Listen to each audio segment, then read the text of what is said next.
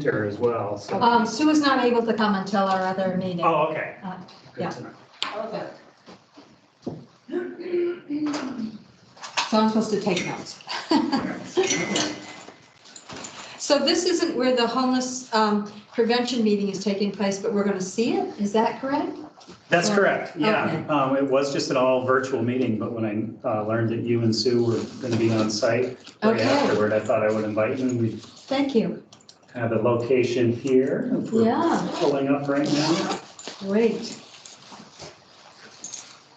Hi, Kristen. Can you see us okay and hear us?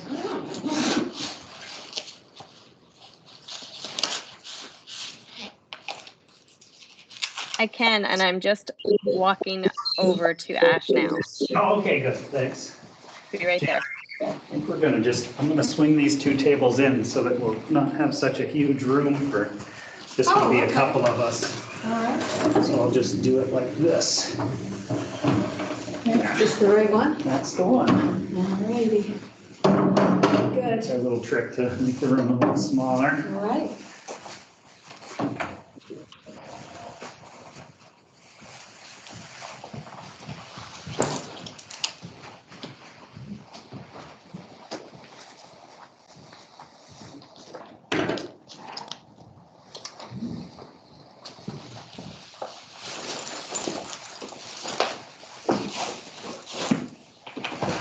I was on the commission that was the original of this. Oh, yeah? Yeah. Reconstituted. Reconstituted. No new questions, but same problems. Well, I think people are working diligently, Oh, yeah.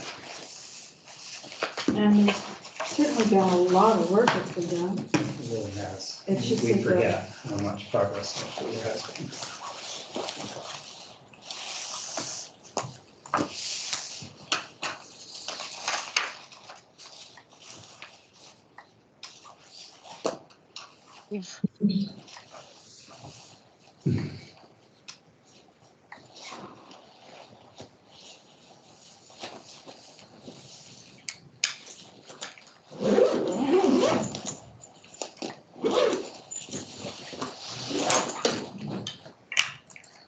Hey there, on the move and still in the meeting. That's great.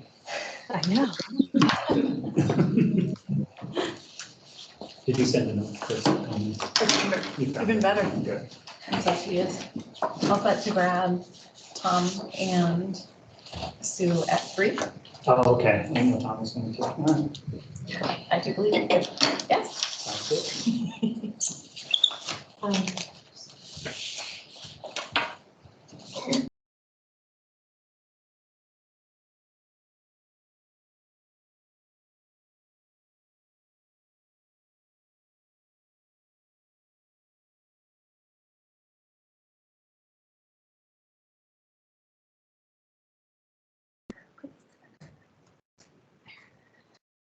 And are you able to admit guests? Yes. We'll get this, Kristen. It's been Oh, trial and error the first couple of meetings here. We haven't hit our stride yet. All right, Nicole. We have not. I'm not even sure we're on the horse yet. There's a horse? Must be, right? Keeps me going around in circles.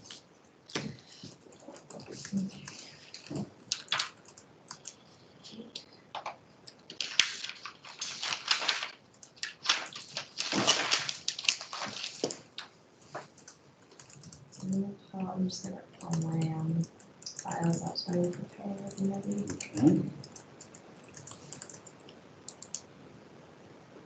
And you wanted the agenda. Did you want to go over? Yeah, no, we don't have to just yet. We'll pull that document up at some point. is the Willis there? Yeah, we could have really good through. Yeah.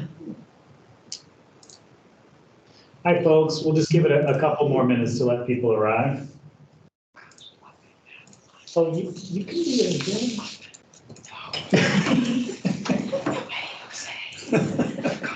You sit wherever you want to sit. I'm gonna sit right over here.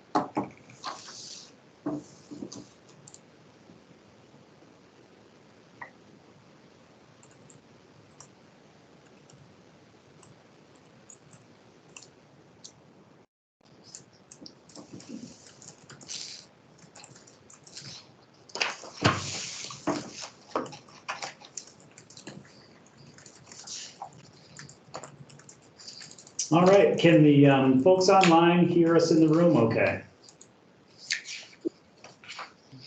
Great, thank you, welcome, thanks for coming again. You came back, that's wonderful. We have about half of our subcommittee membership, it looks like, here today.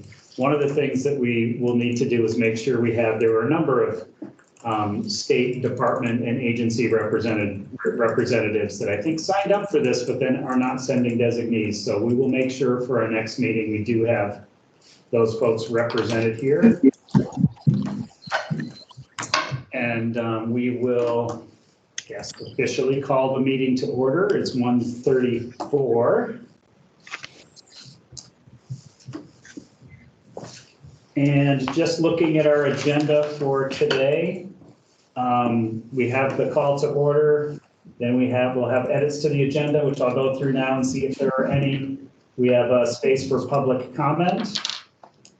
We have a brief discussion on subcommittee membership again, and whether we want to revisit designees. I think we had decided last time that designees were acceptable from the slots on the committee, on the council, I should say. What voices and members are missing.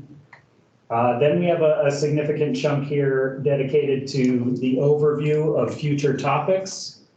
Kristen captured some of those topics that we raised last week, and you see the list in the agenda. I'll read them quickly here. Subsidies, services, workforce, high-end systems of care, discharge plans, leasing in place, regulatory reform, the roadmap to end homelessness, the US ICH all-in plan, and then the National Alliance to End Homelessness, reasons why people become homeless. Those are the subject areas we had identified for future meetings. We can have a brief orientation to housing and homelessness documents. Again, we apologize for sending those documents out late. You received some of them yesterday, I believe, and some of them, I think you received both of them yesterday, one earlier in the morning and then one late. And perhaps I even sent some more today as a follow-up. And then last, toward the end of the agenda, we can have an open discussion on this week's, on what the next week's topic should be, who the speaker might be, and what resource documents that we might have available to us in doing that. We'll confirm our next meeting dates and plan to finish no later than 3 p.m. And again, I just want to thank you all for using your valuable time to participate in this really important project, where as a subcommittee, we're coming up with strategies to prevent homelessness to incorporate as part of the council's overall tactical action plan, which is due at the end of this year. Well, let's go around again very quickly and do introductions just to make sure we can do faces to names. And if possible, if you wouldn't mind turning on your camera while we do this. We'll go around the room here first. My name is Chris Winters. I'm the Commissioner of the Department for Children and Families and Chair of the Subcommittee. And I'll go to my right, Miranda. Yeah, Miranda Gray, I'm the Deputy Commissioner for the Economic Services Division, and really here as a support person to be able to provide information, not an official member of the group, I believe. That's correct. Thanks, Miranda. And Kristen? Kristen Kellett, and I work in the Secretary's office in supporting the subcommittee. Excellent, Kristen. And Jan? Jan Demers, I'm the coordinator for the Vermont Community Action Partnership and a guest. Jan and I had a meeting for later today, and she was going to be in the building, so I invited her, and she may be our first member of the public who has come to participate in one of these meetings. And now we'll go to the online folks, starting with Will. Will Town, Spectrum Youth and Family Services, and the Chittenden County Homeless Alliance. Daniel. Hi, Daniel Blankenship of the Vermont State Housing Authority. Polly. Sorry, finding the mic there. Polly Major with the Vermont Housing and Conservation Board, and just want to say hi to Jan. Good to see you. Rebecca. Rebecca Plummer, Vermont Legal Aid. Mary. Hi, Mary Moulton, Executive Director, Washington County Mental Health Services, representing the DAs. Monica. Hey everybody, Monica Hutt. I'm the Chief Prevention Officer and I sit in the Governor's office. Katie. Hi everyone, Katie Preston from the Agency of Education. I am the State Coordinator for Homeless Education Programs. Chad. Chad Vijay, CEO of Recovery House. Teresa. Oh. Oops, you're on mute, Teresa. Love it. Hi, Chair, Teresa Wood, Chair of the House Human Services Committee. Thank you. Beverly. Hello, I'm Beverly Bogat, and I'm from the Vermont Early Childhood Advocacy Alliance. All right, and Rachel. My name is Rachel Hale, and I'm with Hale Resources. We are a local landlord out of Bennington. Excellent. Thank you, everybody. Did I miss anyone? I think that's everyone. All right. Excellent. I will note that we have minutes from our last subcommittee meeting, but you only just recently received them. So if it's all right with folks here, we'll approve 2 sets of minutes next week, and you'll have adequate time to take a look at those. And so we'll do that next week. And I neglected to ask if there are any suggestions for edits or additions to the agenda.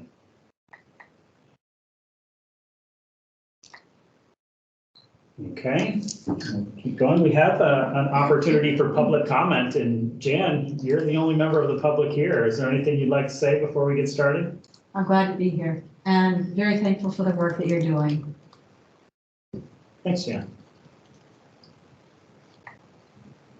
All right, on subcommittee membership, one of the things that we talked about last week was adding someone with lived experience. And if I'm remembering correctly, Rachel, did you have some ideas on that? Were you able to contact that person? Yes, I did. I have a tenant of mine in a VHIP unit who she actually was living in a homeless shelter with her 2 kids, and she then moved into one of my units, and she would be more than glad to come and speak.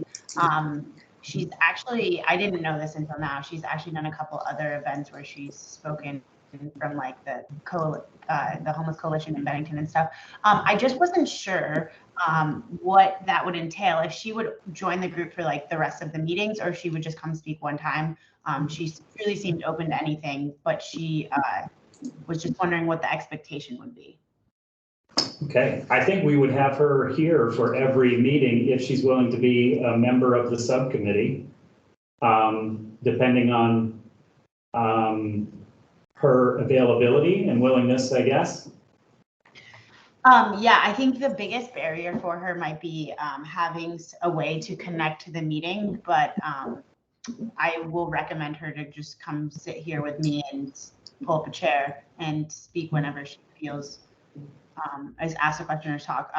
But let me talk to her about if she has a setup at her house. If not, I'll welcome her to come join me as well. One of the issues we have to think about, I guess, is that she wasn't officially voted a member of the subcommittee by the full council. So we might have to go back to the full council, which is not going to meet for a little while. So if you could invite her to attend as a member of the public to start, and we'll try to work out the other logistics to see if she can be an actual full subcommittee member. Monica, you have your hand up. I do. I just want to make sure that we check into whether or not we can build her into a stipend for attending. Yep, good point. Thanks, Monica. So Kristen, if you could capture that, we need to check in with Rachel, get the information from Rachel and look into a stipend for the person she's thinking of.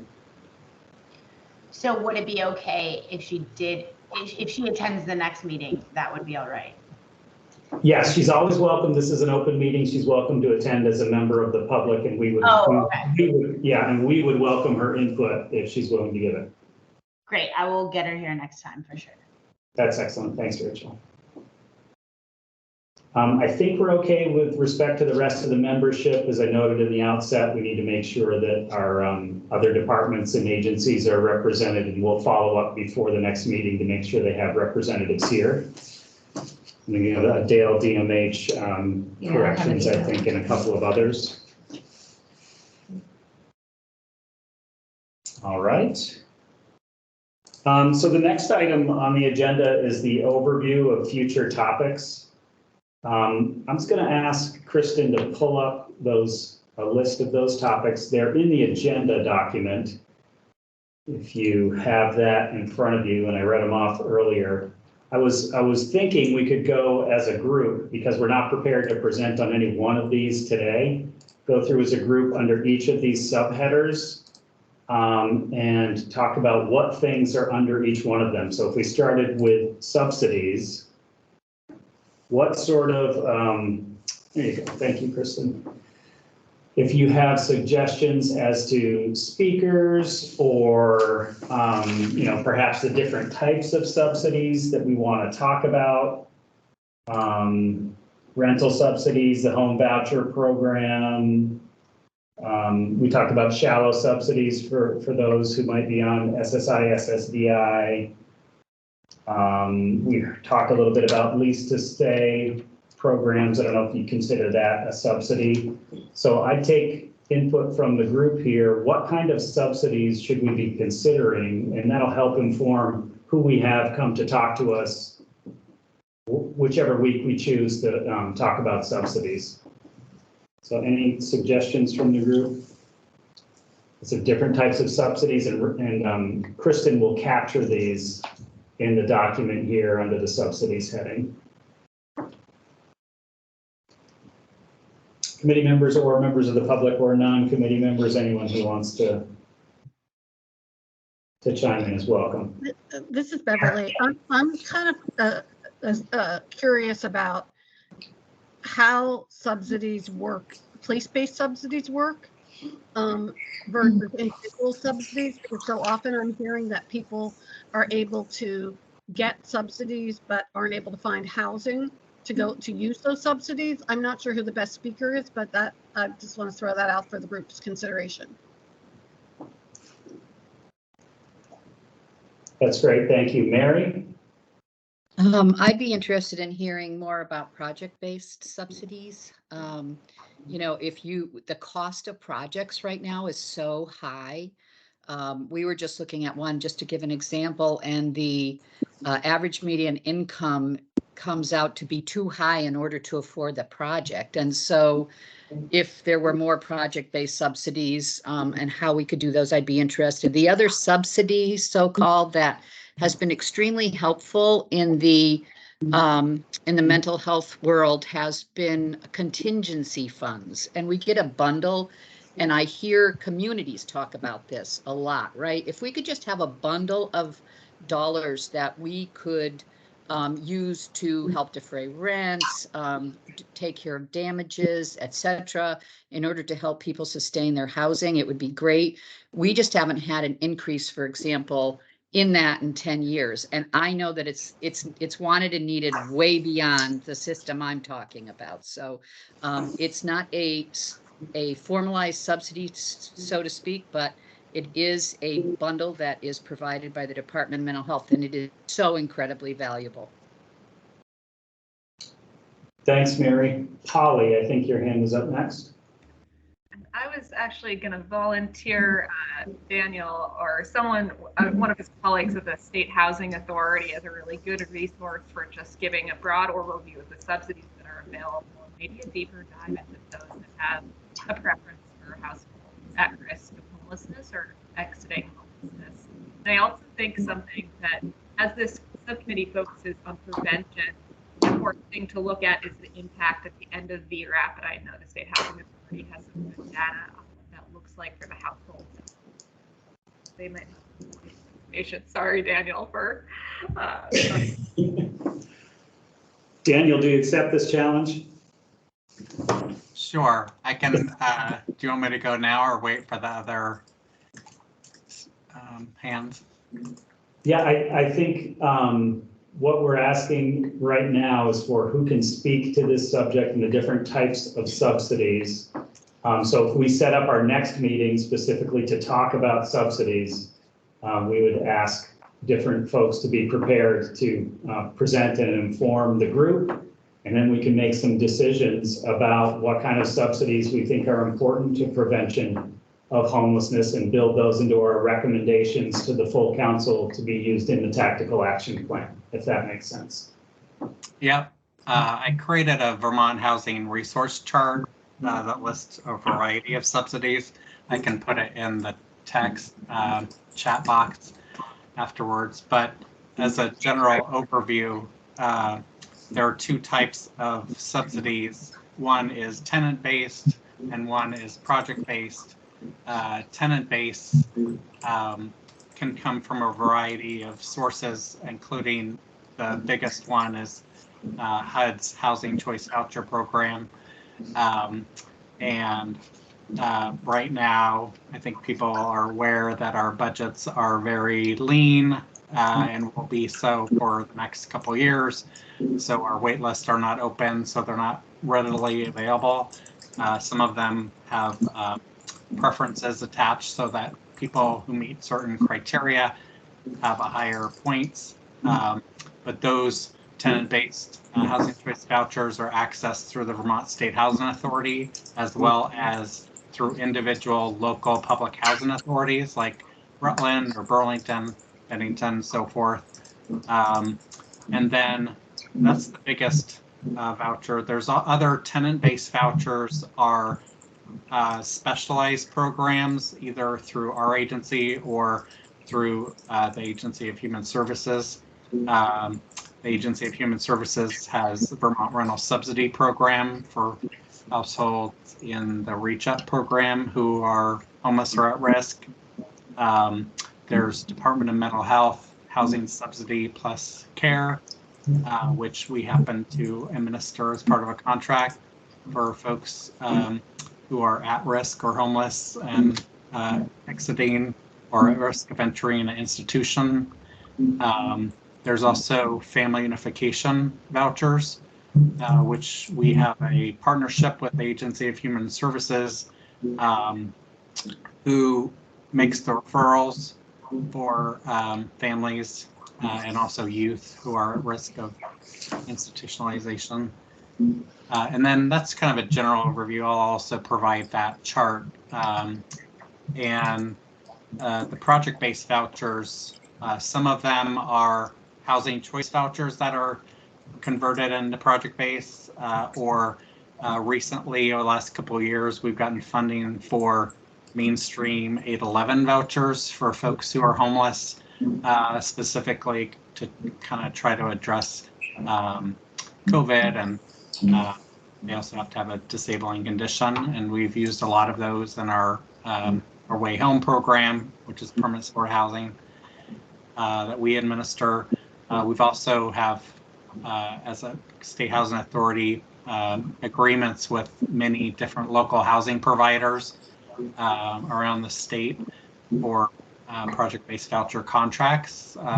That was part of kind of a group that I wasn't part of, but it was a group with VHCB and VHFA to kind of connect vouchers to new building projects that were funded through COVID and other recent money.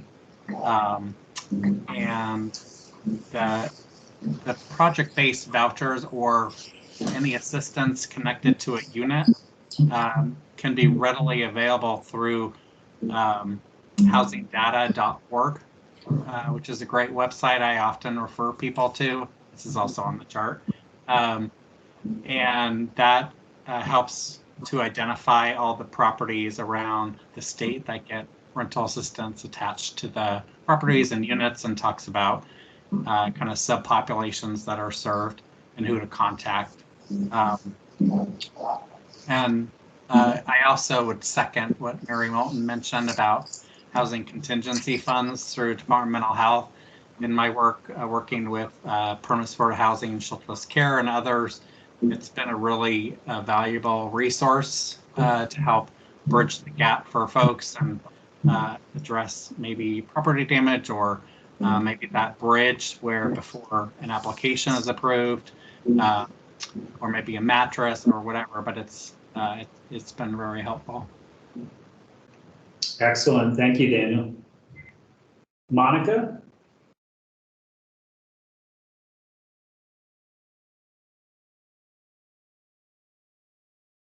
Sorry, I had trouble finding my microphone there for a second. It may be a little bit of a moot point since Daniel was just able to give such a great overview, but I was going to just say it would be interesting to really talk about subsidies in both sort of state and what's available federally, and sort of how they work together if we're going to delve more deeply into it, because I think that that's also part of the flow that is helpful when you're thinking about prevention. That's great. Thank you. And Polly? And just kind of piggybacking on what Monica said about the federal piece of that, taking off my HCD hat, putting back on my former role with Senator Leahy.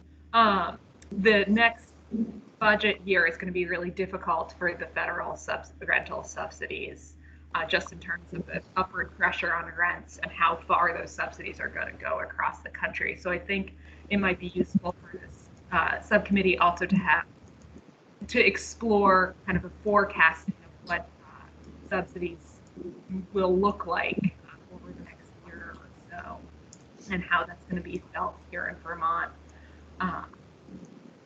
That's just another piece of it. I had another thought that just escaped me. Sorry about that.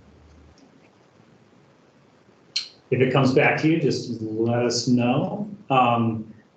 Any suggestions on who we might have come to speak to us next week on subsidies, specifically around engaging the federal delegation and understanding, that system, what we might advocate for as a group within, the confines of this council, or just to better understand the pressures that Vermont will face with respect to the federal subsidies?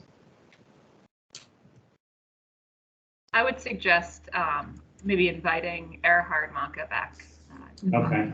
federal there. The other piece I was going to add is the initial question was about place-based subsidies, and I know there is a cap on how the percentage of subsidies that can be dedicated to individual living through units, and there's some effort to raise that cap. Good point. Thank you, Polly. And someone who's not here today but will be able to be here at the next meeting is Lily Sojourner from our Office of Economic Opportunity. She can definitely speak to some of the AHS administered programs and what we've seen in terms of success, and for the amount of investment and what we might get for additional investment in those kinds of subsidies. Is there anything from the landlord side? I know there are some like landlord assistance programs connected to VHIP, maybe. Any sort of things that would fall into the category of subsidy from the other side of the equation? Currently, there's the landlord relief program, which I think is out of Vermont State. I think Vermont State Housing Authority. I don't know if they're funding it or they oversee it, but that is like if you're holding a unit for somebody who's on a subsidy, and maybe Daniel knows more details. I think it's 2 months, and then it might be 3 months, they'll pay you to hold the unit, and then they'll also pay up to, I think it's $5,000 worth of damage. Daniel, you might know better the exact amounts. You did a good job. I think more details are available on our website. That's a whole another piece that I'm not detailedly involved in. But yes, that's a general concept. Teresa, I see you have your hand up. Yes, I'm just wondering if we should hear from folks about VRAP and some of the lessons learned, some of the unintended consequences, some of the successes with that. I think there's a bit to unpack with that program is related to substance abuse. Absolutely. Any suggestions on who might be a good person to talk to us about VRAP, or just a good resource for us to send around to read? I don't have off the top of my head, but I can probably get that for you. That'd be great. I am aware of that. We operated the VRAP program, and I've already talked to Kathleen about providing this information after our last meeting, so she is aware of that. That's excellent. Do you think, would Kathleen provide us with documents, or would Kathleen be willing to present at the next meeting? I can ask her. Okay. Thank you. Other thoughts about the subsidies category here? We've got quite a list that we'll type up and send out for potential speakers. We have Daniel to talk about some of his programs with his organization. We have Erhard to speak to the federal connections here. We have Lily Sojourner to speak to some of the subsidies, the grants and subsidies administered by the Agency of Human Services. Anyone else? I don't know if you're interested in having someone come from the participants' point of view, but Tom Donahue from Brock organized a wonderful engagement with VRAP and the people down in Rutland, Bennington. Thanks, Jan. And he'll be at the meeting later on. Okay. Okay. All right. Go ahead. It might go without saying, but I'll say it anyways. Can we prompt our speakers to speak to exclusionary criteria with the programs that they're offering? Because I'd like to understand both what's available and where the gaps are. Yeah, can you say a little bit more about that, Chad? So when you say, you just talked about speak to eligibility and where people often don't qualify? Yeah, whatever exclusionary criteria. Someone mentioned damages. You know, someone might qualify for a subsidy, but they owe a previous landlord some damages, and they've found themselves excluded from opportunity moving forward. I know of multiple cases within the substance use world where that's been accurate. Just kind of understanding what would cause someone to not qualify, because I think those folks falling through the cracks are the ones that we're really targeting with homelessness prevention. Okay, we will prompt them on that when we arrange our speakers. Thanks, Chad. Anything else on subsidies? All right, let's move on to services. So same process here, thoughts from the group on resources we should read, speakers who could present, and what types of services we'd like to hear more about in considering our prevention work for the Greater Council's report.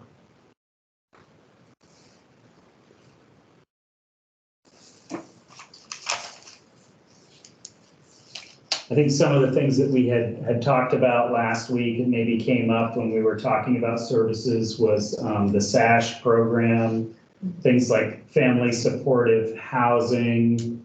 I don't know if this would fall under services, but some of the eviction prevention work that was talked about, legal assistance.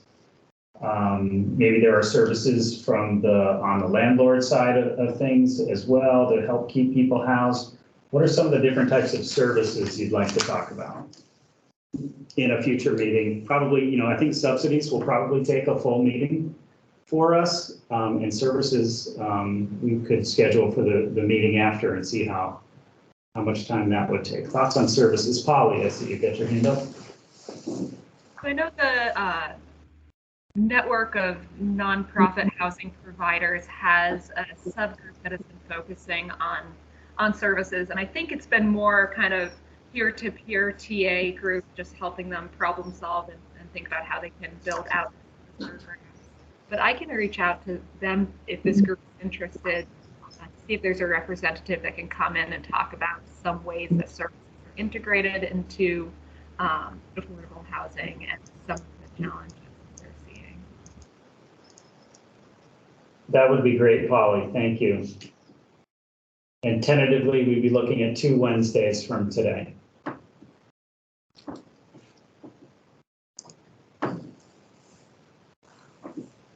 Monica. Thanks, Commissioner. I feel like I think that there would be things that would be interesting to hear about, but again, I keep wanting to sort of structure it in a way that we're talking about what might exist and then what might be necessary that doesn't necessarily exist. And so kind of splitting the conversation into 2 halves maybe, or 4/4, I don't know, however you want to do the math on that, but recognizing that we need to talk about what might be out there, but also what might be missing. Yeah, good point with respect to subsidies as well. I think last week we talked a little bit about shallow subsidies for certain populations that are experiencing homelessness, and that's something that might not already exist that we should think about.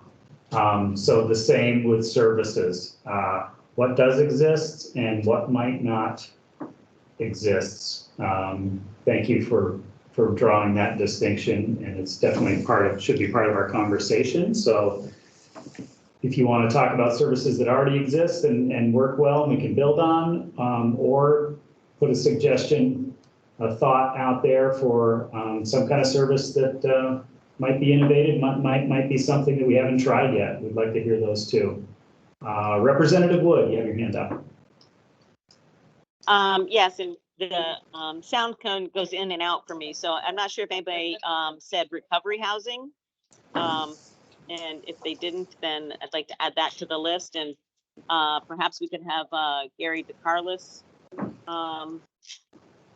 talk about that, or I can find you another witness. What was that? That's great. No one has brought up recovery housing. Could you say the name again, please, Teresa? Gary DeCarlis. Okay, thank you. I can also speak about that. Excellent. That was Chad?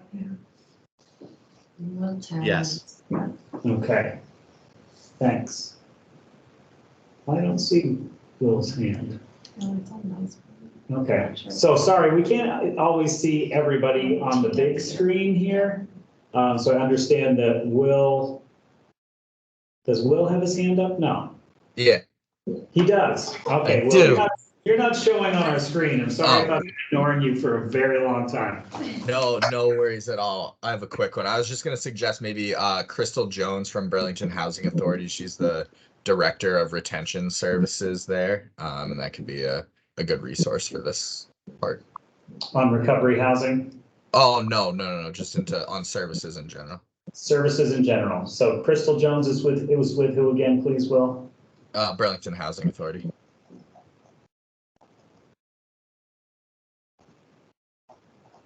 Excellent. Thank you. If there's anyone else, I don't see any hands right now, but if you have your hand up and I can't see it, let me know. I've got mine up, Chris. Sure. This is Mary. Go ahead. Okay. So hearing a lot about elders, the gaps again that Chad's mentioning. I think about the medical respite bed needs that we have around the state, and Champlain had a good program, I believe. Would be good to hear from them, because more and more we're hearing about when I look at the high-end systems of care discharge plans that are down further on our list. I'm like, yeah, how many times we're getting calls from emergency rooms, from hospitals saying this person isn't meeting hospital criteria, they really need to go, and where they are going is not sufficient to care for them. Excellent. And just in the interest of trying to organize our days, could high-end systems of care discharge plans fit within services? I think so, but I don't know what others think. Everybody? Okay. And Chris Donnelly from Champlain Housing Trust might be a place to be a resource, or might help you find a resource. Okay. That's great. We don't yep. Sorry. Oh, sorry. Go ahead. If you were going to finish a thought, I just want to say I have my hand raised. Okay. Yeah, right to you, Rebecca. Okay, thank you.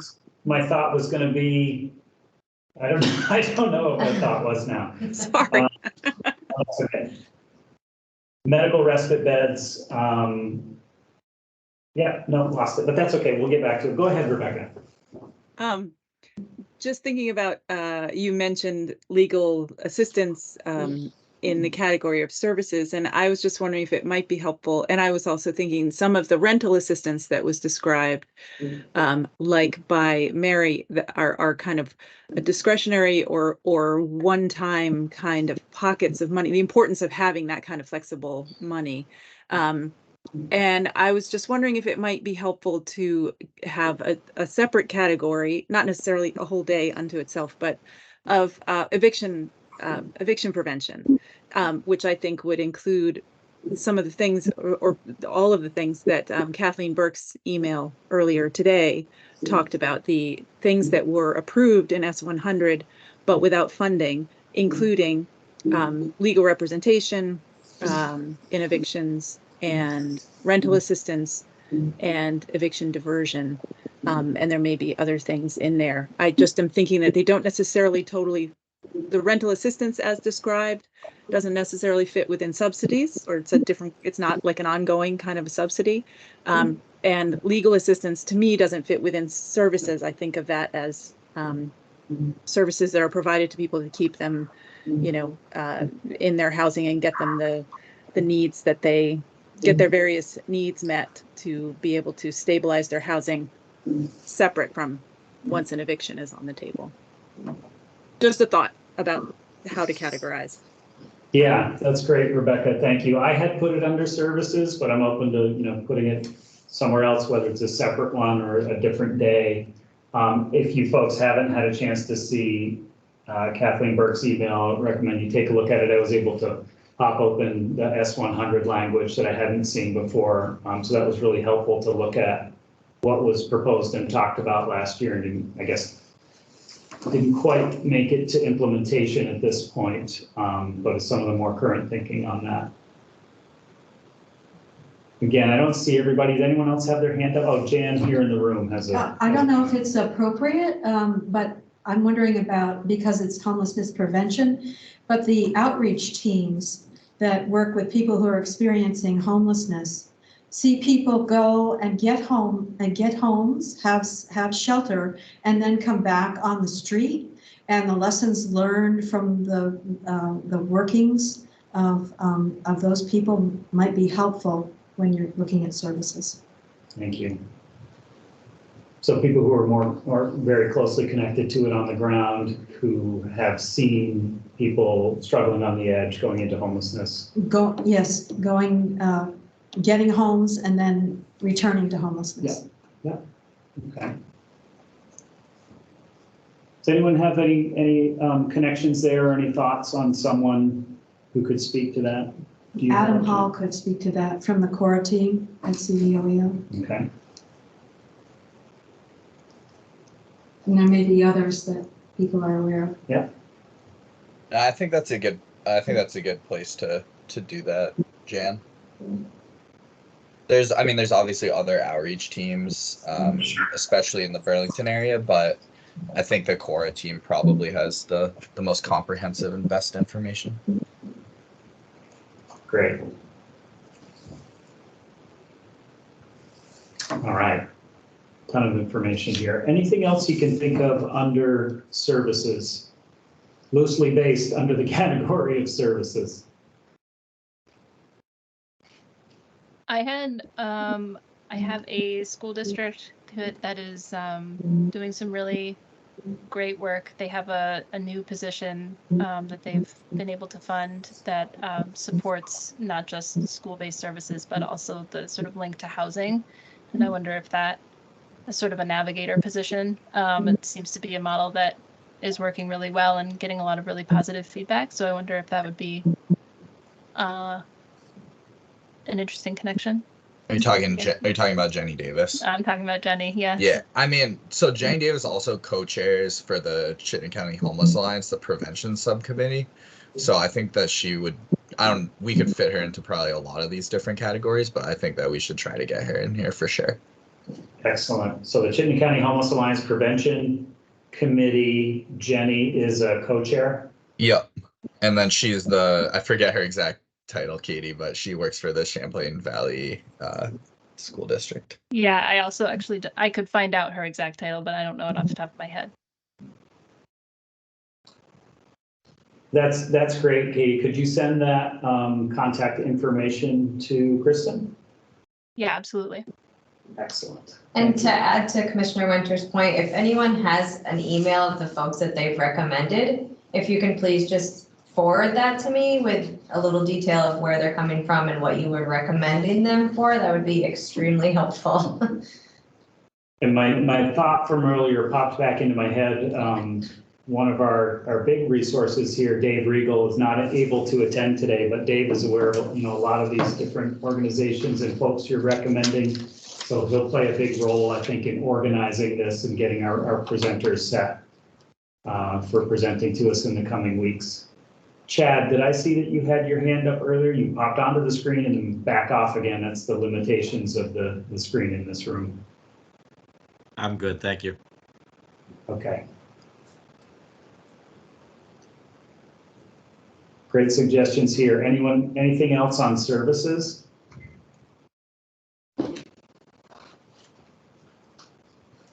Okay, I think we'll move on to workforce. I don't remember exactly how this came up as a topic, but obviously the workforce has been stretched to the max, especially over the last couple of years. Any expansion in subsidies and services would need an expanded workforce to go with it. So of course, we're facing some huge challenges there. Any thoughts on what we might look at to build into our recommendations around workforce? Or anyone we should hear from? Chad, go ahead. I'd like to hear from Dr. Michael Reeves, the chair of the Department of Social Work with Vermont State University at Castleton. He has been published in writing about homelessness and naturally kind of precepting our future social workers. I think there's some concerns about how the field will expand its list of providers in the future. So I'd like to hear from him. Excellent suggestion. Thank you.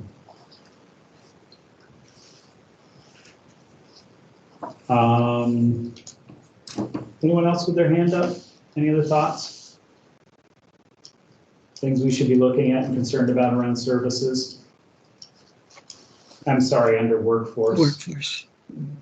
Could I just add, we opened a warming shelter last year and primarily used peers, people with lived experience in our region, and did some trainings. And I don't know if there is information out there on that, but and it's not like peers are easy to find in the workforce either, right? But we are working to expand our workforce all the time, so many of us in that area. So just wanted to bring that up in case we could find someone to speak to that, because I think it's so valuable. Thanks, Mary. Chris, this is Monica. I think, again, I feel like I just keep saying, and hey, there's this other end of the concept to be thinking about too. So I think certainly the workforce that is supporting all the service delivery and supporting our program, but also if we're thinking about prevention, how can we get upstream to support people's current employment so that they don't lose employment or cycle in and out of employment and then put themselves and their families at risk of that housing instability, right? So recognizing that stable economic situations for families contribute to stability and housing stability. How do we get upstream of the issues that might be challenging for folks in employment? How do we focus on employment programs that create and offer that kind of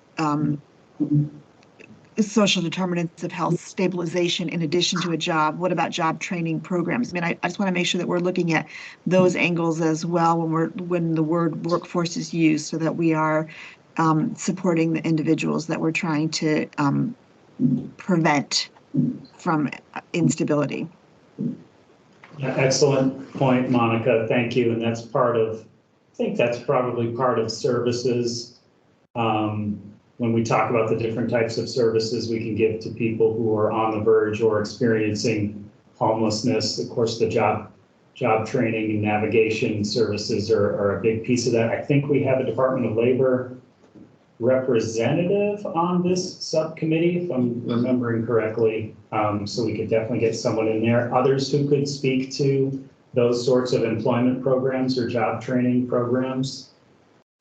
Well, I think about the United Way, and I don't know how much it's still happening, and it's a little bit controversial, but there was some work around the Bridges Out of Poverty, and I think it's just a Bridges, maybe it's just called Bridges program now, but it's that kind of social work connection at employers, at large employer sites that kind of are helpful in a lot of different arenas. So that might be something to think about, but it looks like other people had their hands up and maybe they've got more intel than I do on this.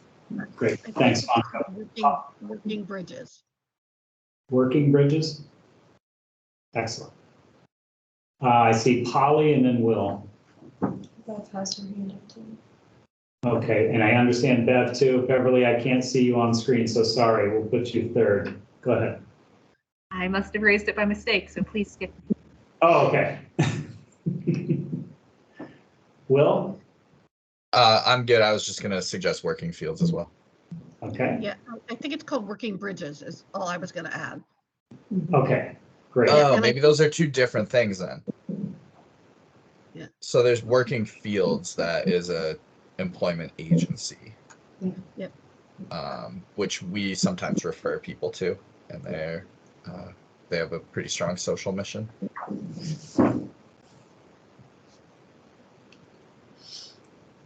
All right.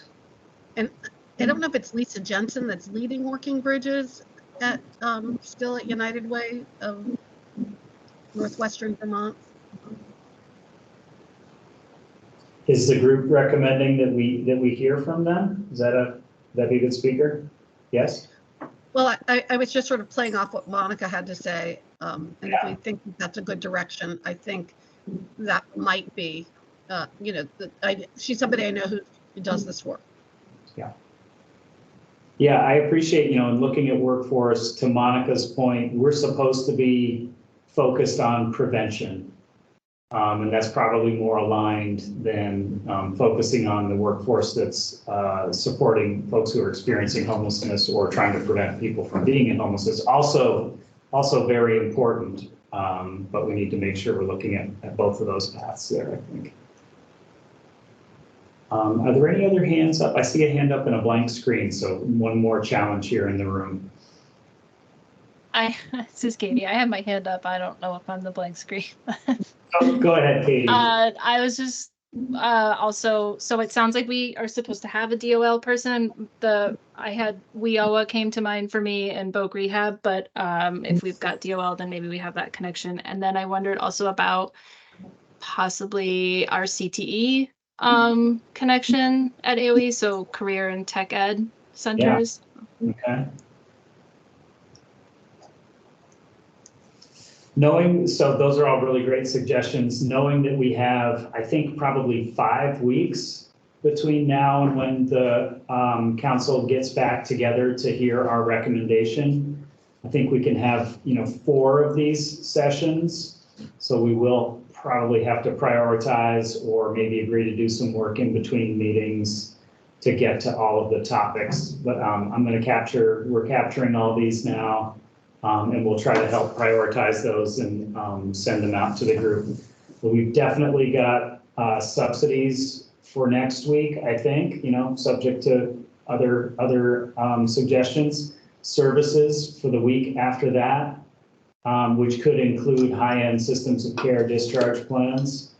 A piece on workforce. I don't know that we would dedicate an entire meeting to that. And then so anything else on workforce before we move on to another category?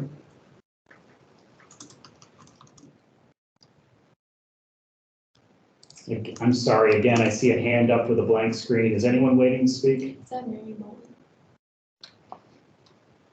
Mary, is that you with your hand up? Not me, no. All right, then if there's nothing else under workforce, and we touched briefly on high-end system of care discharge plans, anything further under that category of high-end systems of care discharge plans? It's 2:23. Okay. I do think that we have, on our end, we can work on some folks to come in and present on that piece of it here at AHS. Next is leasing in place, and that's just something that came up. I don't know that it needs an entire category, but that's one way to, I've heard the word diversion used to keep people out of homelessness in the first place. It's a prevention strategy. Any thoughts, comments on leasing in place? I mean, that was something that I had brought up, not knowing the full logistics of it, and it sounded like Daniel, there were some potential issues with it. I don't know if that can just be folded into part of the discussion around subsidies in general. I don't think it would be too robust of a discussion. Okay. I think leasing in place works well. What we've seen is when somebody is residing in a scattered site unit that's funded by like the Homeless Opportunities Program, like a shelter, but it's an apartment, but they can stay in that apartment if they have a housing choice voucher so that they can lease in place. Or the same concept is if somebody has a temporary rapid rehousing subsidy and they get a permanent one, then they don't have to move.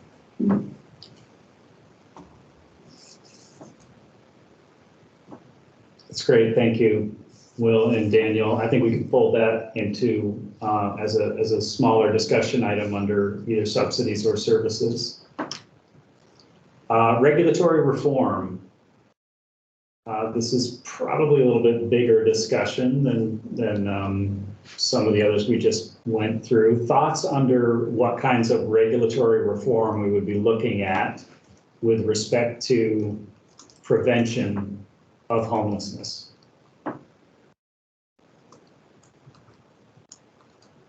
Polly, go ahead. I can give it a shot at that one.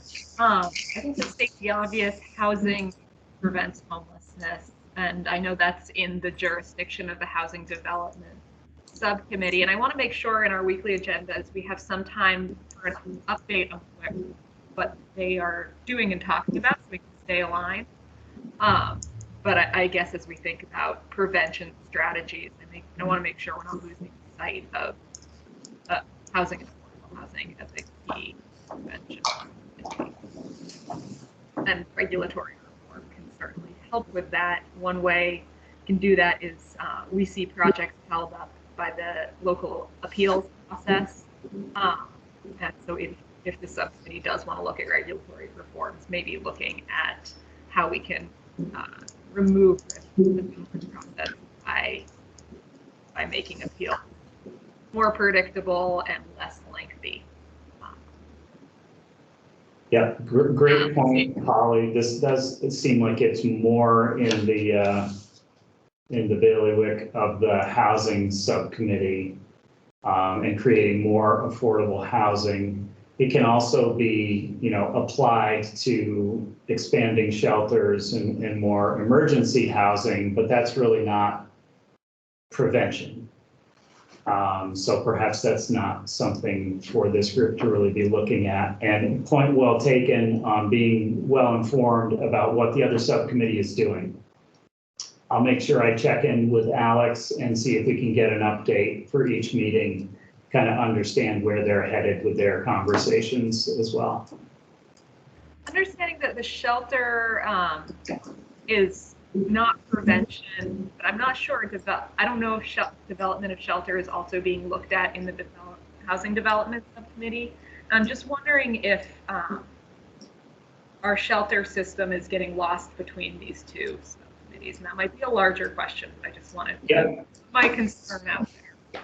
Yeah, great larger question. I think the way that, at least the way that I'm looking at this, and I'm definitely open to conversation around it, is that we have this short-term goal in front of us of creating a tactical action plan by the end of the year, and then long-term kind of monitoring that tactical action plan. So I think you're right. If we don't put shelter expansion in there, and either from the housing side or the homelessness prevention side, it is getting lost. So definitely something for us to think about in terms of a long-term plan. Short-term, this group was charged with prevention as part of this tactical action plan, so I'm not sure that it fits at this point. Will, I see you got your hand up. Yeah, I was just curious if under this regulatory reform umbrella, this would be where we talk about like the definitions for accessing retention services, like what qualifies somebody, or if that would just fold into the services aspect of things.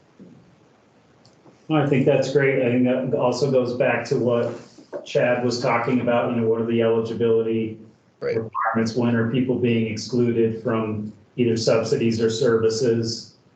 Is there some statutory or rulemaking or policy changes that could affect who does have access to subsidies and services? So I think it fits here. Okay. Daniel? I think it'd be very helpful to have Lily speak on homelessness prevention, because their office provides a lot of eviction prevention, rental arrears, and housing retention, and all those services subcontracted to all the providers around the state. That's great. Yeah, Lily has volunteered to come in and speak to us. We'll get her on the agenda soon. I'm losing track of the order here, but I think Rebecca, you have your hand up. Yes, thank you.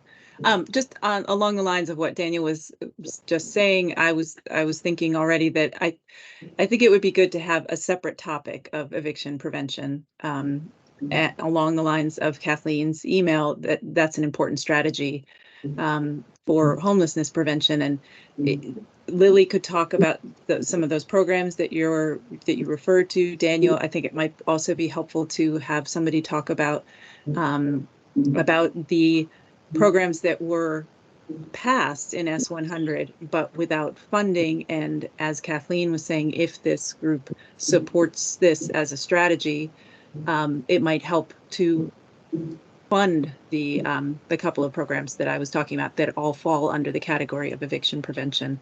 So Lily could present about that. Perhaps Kathleen or Daniel could present about it. Someone from Vermont Legal Aid could also present about that, either myself or Jean Murray. If we had a separate topic, not necessarily a whole meeting's worth, of course, but of eviction prevention. That actually sounds good to me. Any other thoughts on that for the group, that maybe we could do regulatory reform, eviction prevention, and workforce in one meeting? My thinking is perhaps regulatory reform be saved later for when we come up with suggestions based on the entire context of all of our meetings. Yep, I like that thought, Chad. Putting that last if we have time for it at the end as part of our recommendations. So Kristen, maybe you could add to 11.1 eviction prevention and workforce.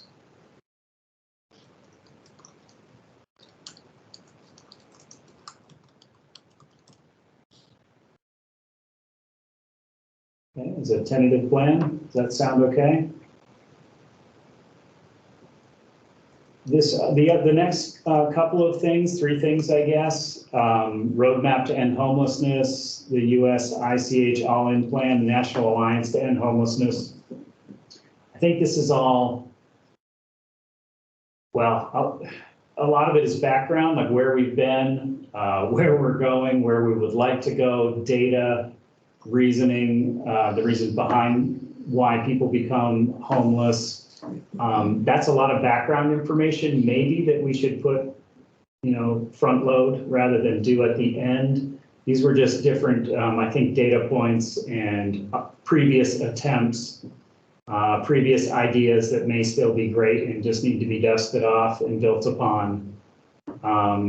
So I guess I'd open it up to folks to see where they might want to focus efforts on hearing more, either about the 2017 roadmap. We might be able to convince Paul Dragon to come in and talk about his work there and where he's seen that go.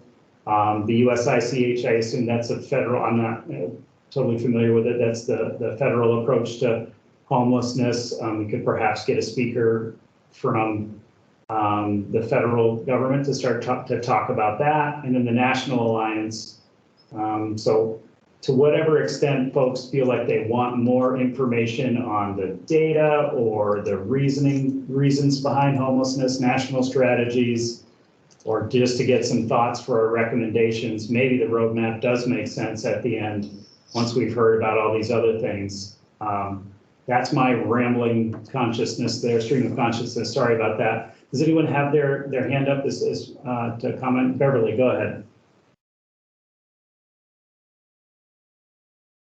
On the remaining subjects here. Beverly. There we go. Sorry, I unmuted myself. I was just wondering if Earhart might also be able to sort of speak to sort of some of the federal program plan, as well as some of, historical context of work that was done in the past. Good. Yeah. Thoughts on having this, sooner or wrapping it up at the end as we start to approach our recommendations? Polly. I would support having an overview of the roadmap, and I think Paul Dragon would be a great person to speak to that near the beginning of our work, just to level set where the state has been in thinking through these problems, what strategies we've put into place. I know one of the big initiatives that came out of the roadmap was this commitment to coordinated entry that we have since really integrated into our response to the state and really built off. So I think there's a lot of work there that we're jumping off of. So having it early on makes sense. Okay. Other thoughts? Mary? I agree with Polly. I think it would be good to hear where we are now and have the data, because and the question that raises for me, for the group, is whether we are going to set any targets with these strategies that we're employing here. So just in peeking at that all-in plan, U.S. government has, I think it's decrease homelessness by 25% by 2025. And so are we wanting to track that? We've all said we want to end homelessness. That's not happened. And so what do we want to do for targets as we get toward the end. And I do think we need to look therefore at what the data is since the roadmap was developed and whether we achieved the goals set forth. Thank you. Thanks. We can definitely provide the data, somewhat limited as it is, that AHS has around this, and we typically present to the legislature and present to the governor. Other sources of data, I can track this down myself, but I don't know if anyone knows off the top of their head, you know, through coordinated entry or elsewhere, what would be some other good sources of data to help inform our work at the outset?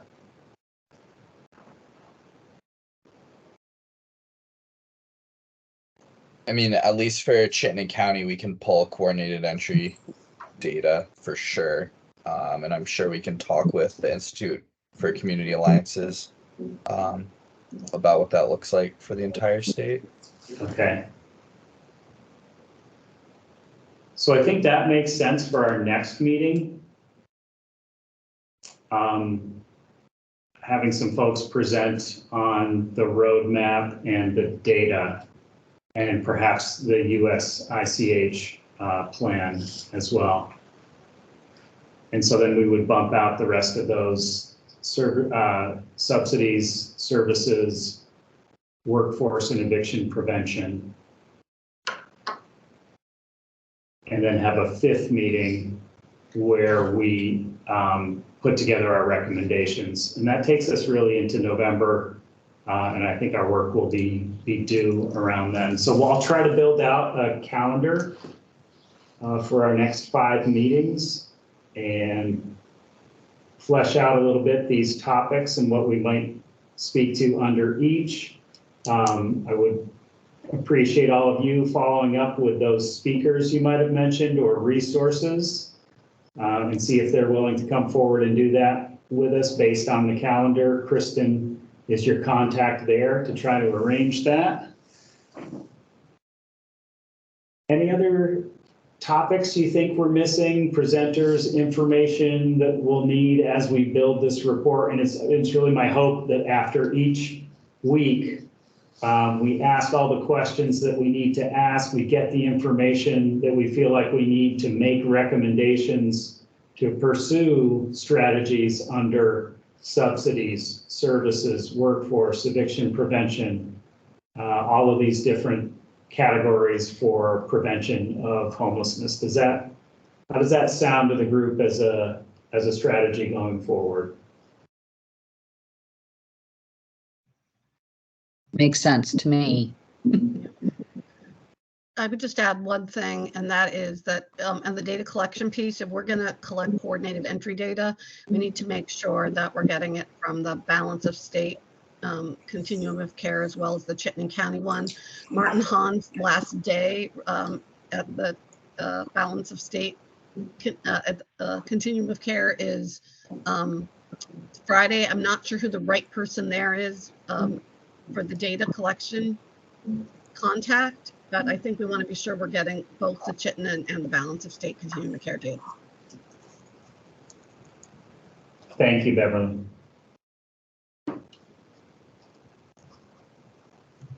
I can try and find a contact if no one else has one readily off the top of their head.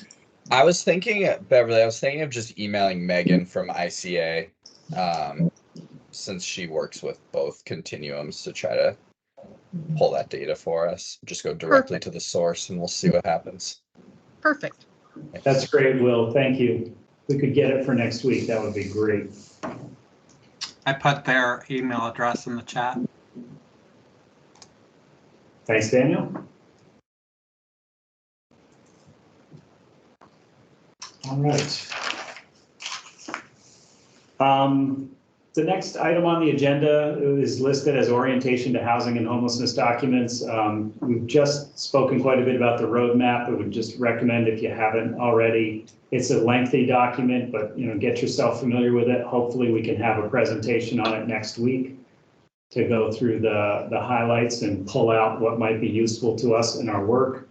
Another one that I sent along to you was Bridges to Housing. I think that was put together by Ann Sossin, but in conjunction with a whole lot of community partners and action agencies, that has a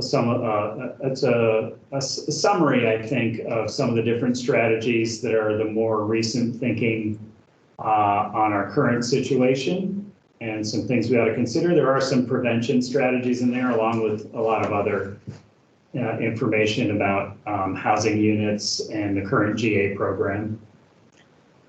And I did not attach the Chittenden County Alliance Plan of Action, but that's just another more recent committee that got together to start doing some thinking about addressing homelessness in Chittenden County, and there are a few prevention pieces in there as well that might help inform our work. Other thoughts on documents that we might want to distribute to the group? I know you've got a lot of reading material from last time. Anything new come to the forefront here that you think we would all benefit from taking a look at? If you do come up with those, go ahead and send them to Kristen, and we'll redistribute to the group.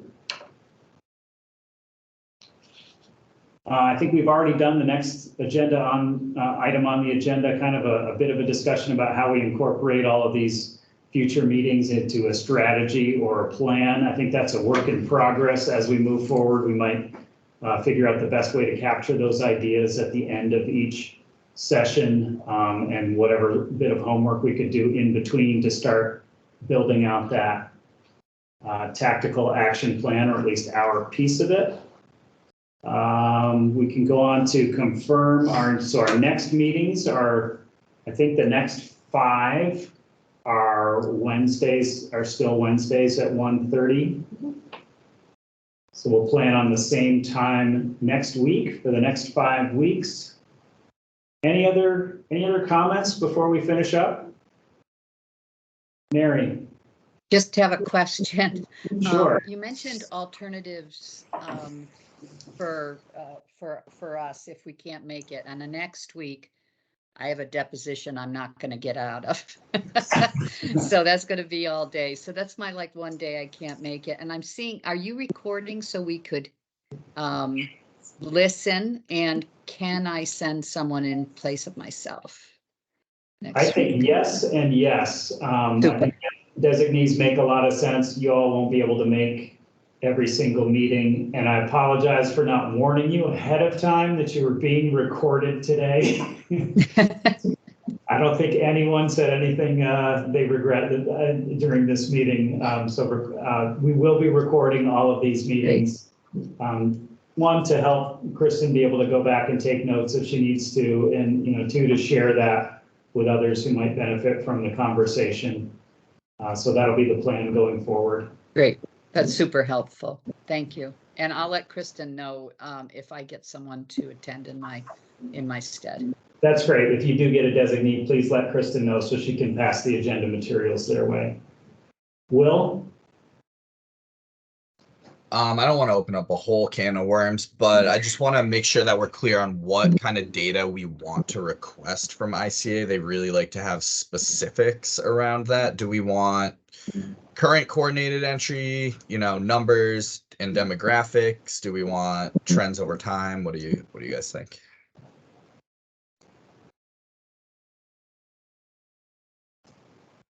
What's going to be most helpful? Will, I'll suggest that we have an offline conversation, probably Dave Regal. All right. We'll reach out to you and we can figure out what he thinks is most helpful for the group. All right. That makes sense. Sounds good. All right. Beverly, do you have your hand up? I think I already jumped in. So, Okay. Let me put it down. All right. Thanks, folks. Is there anything else before we wrap up? Okay, well, once again, I really appreciate your time. I'm excited about the work, and we'll try to get some more structure to this for next week, and we'll start to dig in on some of these subject areas. Thank you all. Take care. Bye-bye.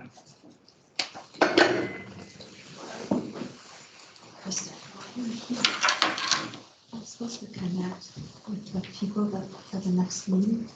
Yeah. And I just wondered if